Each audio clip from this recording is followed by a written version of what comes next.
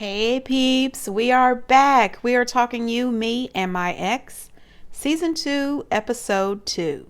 Hey, before we get into the video, please do me the honors of subscribing to my channel, hitting the notification bell so you can always be notified when I post new content, hitting the thumbs up because that does wonders for my channel, and share. Thanks. This episode starts off with a new group. They introduce us to Matt, his girlfriend Kenzie, and his ex-girlfriend Chelsea. Chelsea is moving in with them. Okay, so right off the bat, I said, I don't understand this. Okay, not once in my entire life have I ever sat down and said, you know what? I want a boyfriend of 3 years. Then all of a sudden we move in his ex-girlfriend. Yep, I want that. Never once have I ever said that. This is really weird to me. Every last one of these relationship groups on the show, I don't know what else you'd call them. They're groups. Anyway, none of these situations say, this is what I want. You know what I mean? It's just weird. So you can absolutely tell that Kenzie is not happy about this situation. You know, Matt says that he pretty much knew that Chelsea needed somewhere to stay, so he just told her to come on and move in with them. Who the hell does that?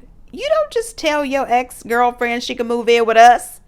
Especially, it made it seem as if he hadn't talked to her at all. We find out that not only has Chelsea sold her house without having somewhere else to go, she also doesn't have a job or a car. No, ma'am.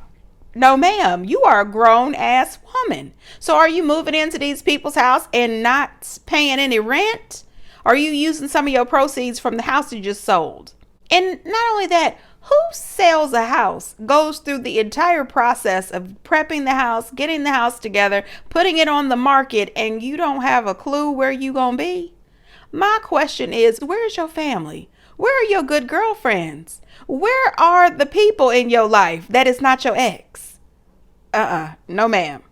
Then Matt says that, he made sure that he made time for Chelsea so that he could move her into him and Kenzie's place.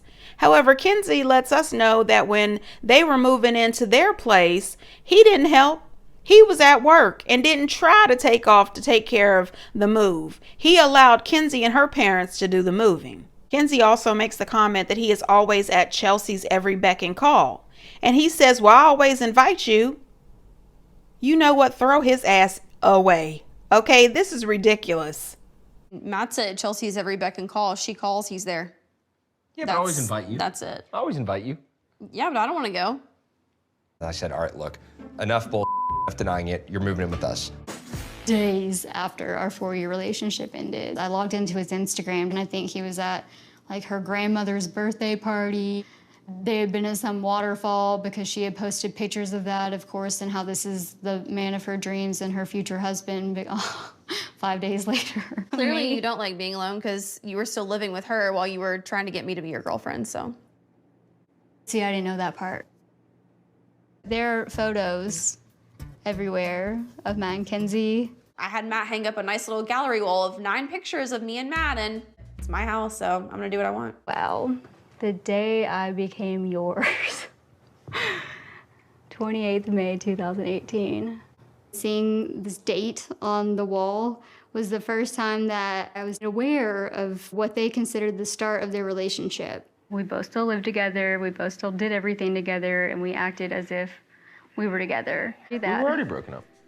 Just because Matt was still living there, like he had an obligation to pay the rent. But he was still sleeping in the same bed with me. What do you mean he was sleeping in the bed with you? Well, when we still lived together, we still shared the same bed. Bed, couch, potato, potato. No, not potato, potato. Like, it's pretty clear there. You're either in the bed or you're not. So you're sleeping next to her or you're not. I mean, and you can tell that Kenzie is not happy with any of this. She's giving them the side eye. Meanwhile, Chelsea and Matt are both smiling and laughing like they think this is really cute. And Kenzie, to me, reminds me of Taylor from Love After Lockup, that she's just a little bit of a pushover, that she allows this type of shit. Something tells me that if Chance from Love After Lockup came home with Tanya, that somehow Tanya'd be living there. Tanya would absolutely be living there with Taylor. I mean, Kenzie, this is not cute, and I really need you to woman up. There is no way that my man of 3 years is about to tell me that his ex is ill prepared for life and she needs to move in with us. No, both of y'all will be getting the hell out. Let me help you move your shit. You and Chelsea need to find somewhere to be. I am not going to be the third wheel in my own damn relationship. We find out watching the show that this dude was dating Kenzie at the same time that he was still in a relationship with Chelsea. And it was real cute when Kenzie thought she was getting smart when she made the comment that your relationship was over. He was just staying there to pay bills. No, ma'am, he was still in her bed, and I'm sure there was some action. I'm just saying, cut the shit. He was a big time liar and a cheater, it seems, and both of you are idiots, in my opinion. Chelsea says that he started dating Kenzie 4 days after they broke up, but that was a mistake because she later finds out that they had been dating way before they broke up. And Kenzie and her passive aggressive ass, she hangs up all these pictures of her and Matt all over the room that Chelsea is going to be staying in, and a plaque, the day we became each other's, or the day I was yours, or some mushy shit that she hung up there. And, you know, Chelsea is not here for it. Kenzie is being passive aggressive. I understand where Kenzie is coming from, though. If you're going to be living in our house, then you're going to look at us all day 24/7. Maybe that'll make you leave. But personally, if I was Kenzie, I would have never let that girl dawn my damn door. I don't understand why Kenzie's friends, why Kenzie's parents haven't told her that she is being used and abused in this relationship and that Matt ain't shit. I don't know, because I tell you what, if she was one of my good girlfriends, I would have been told her ass that Matt ain't shit, girl. He is not it. He is not the one. But anyway, this is not my relationship, and God willing, it never will be. Whew, they too much. So then we move over to Caroline, Alex, and Steven. They are still at the restaurant, honey. Steven is still outside. He is pretty devastated. He's pretty shocked at the fact that Carolyn is actually pregnant and the baby belongs to Alex. Now listen, I'm going to be real honest. I like Alex. I think he is hilarious. I also like Alex with Caroline. The problem is Alex is not 100% straight, and I think that Caroline thinks he is. I think that Alex is bi, and it's fine to be bi. I mean, everybody can be whatever the hell they want to be, whatever makes them happy. That is not my business. I want people to be happy. However, I just need Carolyn to understand that it's very well possible that Alex could end up back with Steven at some time, because I can tell that there is still a whole lot of love there on both sides. I always will have some form of love for Steven. Honestly, I wish nothing but the best for you guys. So, do you have godparents lined up? Could I potentially be a goddad? Are you okay? That seems like a lot. That seems like a lot. Don't want to have to explain to my son who his goddad used to be. And did anybody see Carolyn's face when Alex said that he will always have some sort of love for Steven? Carolyn looked like she was a bit unhappy there. One thing I can say for Steven is he did suck it up. You know, he came back to the table and he says that he wishes nothing but the absolute best for Caroline, Alex, and the new baby. But it really took me out when he asked about godparents. I said, oh, hell no, hell no. Alex said, no, it would be odd explaining to our son how I know you or how our relationship was connected or something. But it would also be odd to say your godfather is Steven, who's 58 and still lives in his parents' basement. No, Steven, you know, you're supposed to have godparents who are responsible, mature adults. And that's not you, Steven. Not at this time. Not only that, Caroline, she don't like Steven. Not a little bit. Listen, like I said, I adore Caroline and Alex. I think they are adorable. They've got their 2 cats, including the blind cat that had the herpes, Dorit, you know, and they're cute. They got the baby on the way. This is great. But, honey, Steven and Alex, I think they are still in love. I'm just saying. Anyway, moving on. Now back to this shit show. Roy, April, John, and Lauren.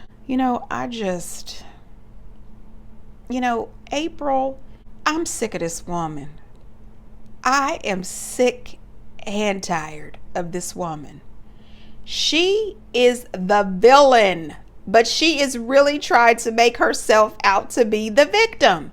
Every single episode, she is the victim. You are the problem. You know what? All four of them are the problem.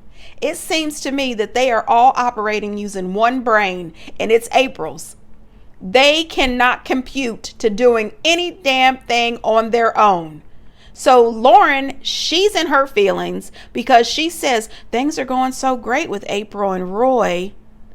Then when the production people ask her, well, do you think she'll get back with Roy or with you? And she says, oh, with me, because I'm here for the long haul. Honey, listen, I'm here to tell you, no, you not. Okay? Roy thought he was in it for the long haul too. The man is deployed in the military, only to find out that the guy next door is now living at his house with his wife and his shit has been relegated to the garage. Okay? Then she marries John. Now John is living down the street around the damn corner by himself, and she's shacked up in the bed with your ass. Next season, it's either going to be another neighbor, or she's going to be married to Roy, or her and Roy are going to be the new couple. I'm just saying, if I was living in their neighborhood, I would be hiding my husband. Don't even look down the street at April's house. Because Lord knows you will probably lose your damn mind and be over there too. Listen, there is no way in Sam Hill that I would ever be shacked up with a lady who stole my husband. I'm sick of this. Now they started out last week with the whole domestic partnership.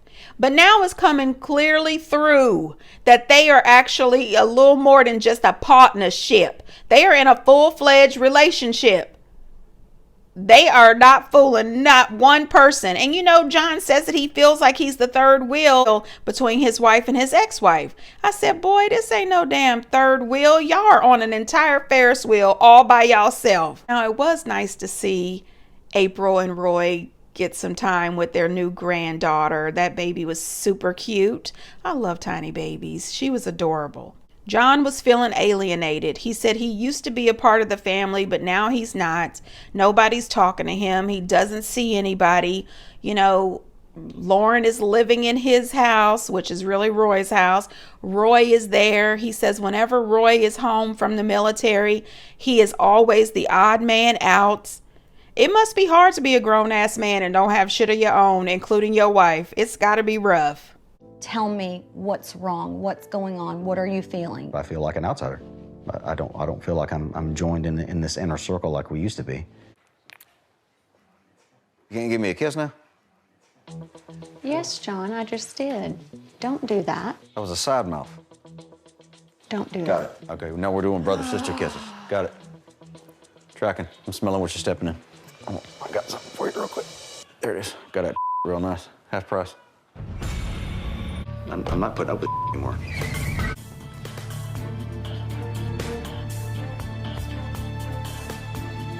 Yeah, you didn't have to get kicked out of the house and do that whole thing. No, I mean, I just moved back and my stuff was in the garage and John lived in the house. He has destroyed me. I'll take you two on a date. I'll take you both out. I'm beyond sausage. Yeah. You're a full-on taco girl these days. Really? Now, honey, when he flipped her the bird and ran out of there talking about he's done with this shit, I said, woohoo! John has found his balls. Okay, John, what you need to do is go ahead and file for divorce.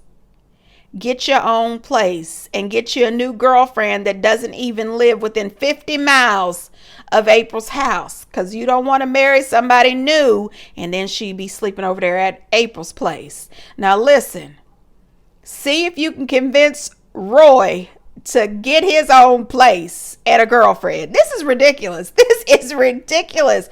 These people make me sick. So after he flips her the bird, she's crying and carrying on.